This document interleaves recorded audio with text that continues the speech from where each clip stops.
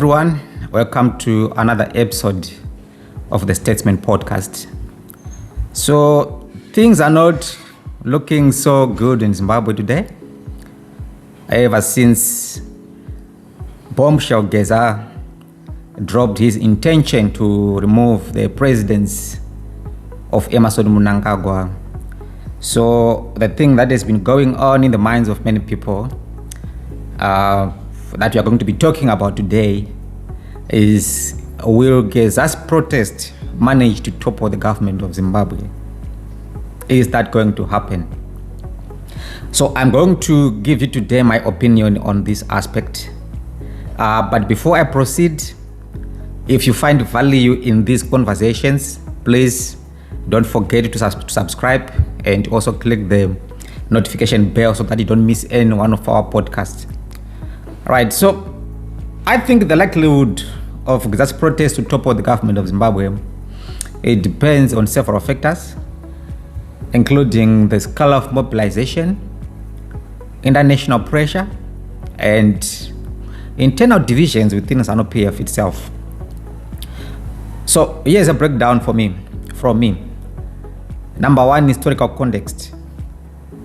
Now, protests in Zimbabwe, they rarely topple governments. It has never really happened, to be honest with each other. Zimbabwe has a history of mass protests, yes. For example, the 2016 Hash This Flag movement, which was being led by Pastor Ivan Mawarire. In 2019, there were few protests. Now, the government has consistently responded through violent repression. And in doing so, it used security forces. And then it arrests the participants. And then it also uses the tactic of shutting down the internet. Now, secondly, two key factors that could influence the outcome. The first one might be mass turnout and sustained pressure. If Geza's march attracts hundreds of thousands and spread nationwide, it could force contentions, yes. However, past protests have been localized mostly in Harare, and they lack long-term momentum. Now, I think when it comes to long-term momentum, this is really the fate of many protests that have happened and that are still to come in Zimbabwe. Why do I say so?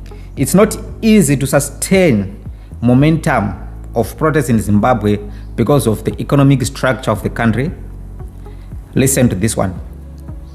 Zimbabwe is largely an informal sector economy.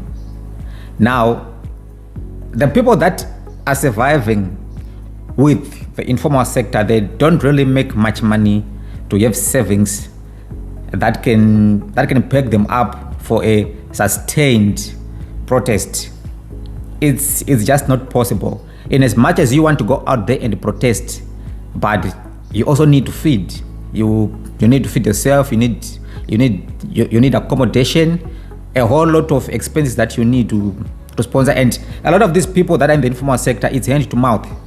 So to sustain a protest under those circumstances, I see a challenge there, a very big challenge, which I think really defeats every attempt to have a sustained protest in Zimbabwe. So with some reports suggesting 90% of Zimbabweans of working age being unemployed, the majority of these people are in the informal sector. Now, this is a group of people without savings, hence it cannot really sustain a protest for a long period of time. Now, another factor for me that could influence the outcome is security forces loyalty. If police or military refuses to crack down the protesters, now for me it's highly unlikely. I think we have already seen what is happening in Harare today. As of today, we have seen pictures and videos of police, especially police riot vehicles, roaming around.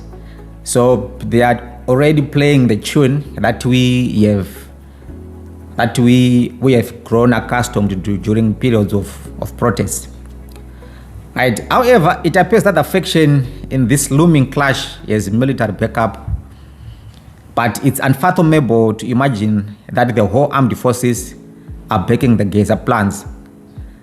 Even if it does, how formidable is the military today, given developments that have taken place post-2017, where too many former and current, at the time of their deaths, army generals have passed away?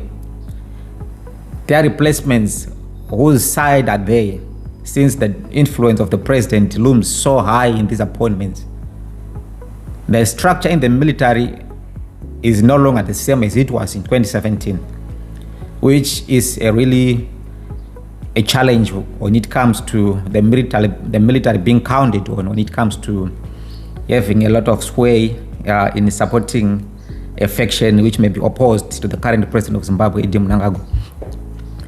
Right, more probable for me, what's going to happen, I think there's going to be brutal suppression, like in the 2019, where dozens were killed, a lot of people were arrested.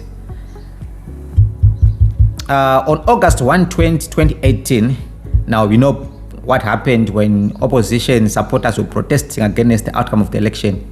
The military, under the command of Sanyatwe, who has just been appointed to the position of a minister of sports, from being the commander of the armed forces of Zimbabwe to a sports minister. So the guy, the soldiers that he was leading on the 1st of August in 2018, he shot and killed 6 people. The late Morgan Chankrai himself, he attempted to topple the government through what was dubbed the final push. That was in June 2003. Now the protest failed due to a heavy crackdown by the armed forces, and I can really foretell and foresee that it's exactly the same song that is going to play on the 20th of March, a few days from today. Right. Under normal circumstances, economic and international pressure would also play a part. But then, speaking of Zimbabwe, it's a bit of a special case, because if protests were going to trigger hyperinflation, bank runs, capital flight, the regime could face some instability. But in Zimbabwe, hyperinflation has been going on for some time now, yearly, possibly. There's always hyperinflation in Zimbabwe. It has never led to a mass protest outcome. Bank runs, how many people really trust in the banking system today in Zimbabwe? And then capital flight, do we even have much capital in Zimbabwe? If it was going to flee the Zimbabwean market, would it lead to any instability? So in the case of Zimbabwe, that may not amount much if that was going to happen. And then another factor is SADC AU-UN reaction. So far, regional bodies have backed Mnangagwa despite the abuses. They seem to favor stability over democratic reforms.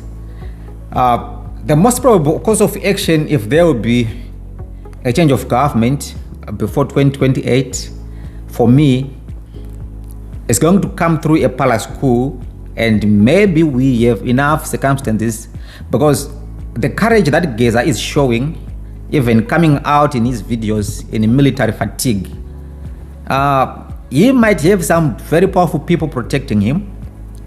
So if Mnangagwa's rivals, for example, Constantino Chiwenga, if they can see and sense weaknesses, then a palace coup is more likely in the case of Zimbabwe.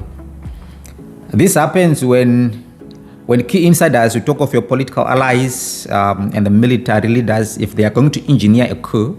Now, this has already happened in 2017. Make no mistake, it was a palace coup.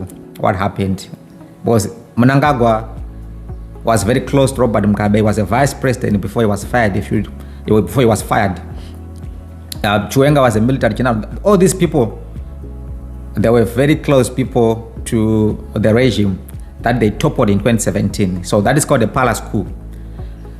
Now, coups have a tendency of repeating themselves where they happen. It's always the case that they always happen again. Is that Is that going to happen in Zimbabwe? I think that is the most likely outcome to happen. It's nothing to do with people protesting on 31 March that is going to effect a change in the president of Zimbabwe. I think only a palace coup is the potential to do this. And how and where has this happened? You talk of your countries like Burkina Faso. It had how many coups? 9 coups since its independence. The latest one was in 2022. And then Nigeria had several coups between 1966 and 1999. And then you talk of Sudan, at least 6 coups since 1958.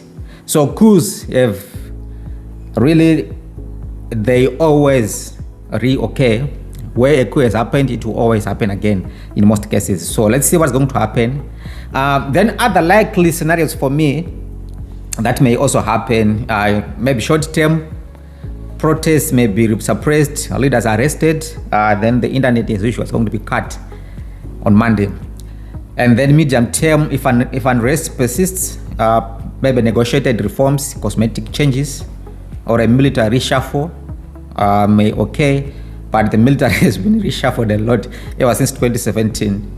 And then a long shot, maybe a Tunisia-style uprising would require mass defections, soldiers, and then ruling party elites also, if they defect and then side with the masses, that can trigger a coup, right? And then a final verdict for me, I would say, unless this protest triggers an unexpected chain reaction, e.g., army mutiny, economic collapse, of which there is no economy really to talk about in Zimbabwe, this touted protest flatters to be a case of, I think, much ado about nothing, a big nothing beggar. Now, here's why I feel this can be a big nothing beggar. Number one, protest fatigue. Past matches, 2016, 2018, 2019, these are the immediate past huge protests. They brought huge crowds, but were crushed with little lasting effect. And then many Zimbos are exhausted, afraid, or disillusioned. Will they risk their lives for another failed uprising? And then secondly, here's why I think this will flop. Government's playbook, predictable repression. Government will likely deploy riot police, and they have already been deployed if the videos that we are watching are anything to go by. And then after that, Geza will be arrested and key organizers. The internet will be shut down to cripple mobilization, and then without unexpected defiance, the state holds all the cards for me in this scenario.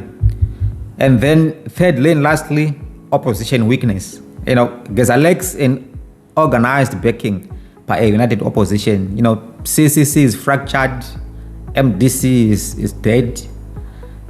And also, there is no clear post-protest strategy. What happens after the 31 March, March protest? Are people going to continue protesting? What is the strategy? What are we going to do after 31 March?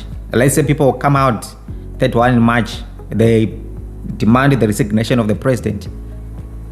And then what happens after that?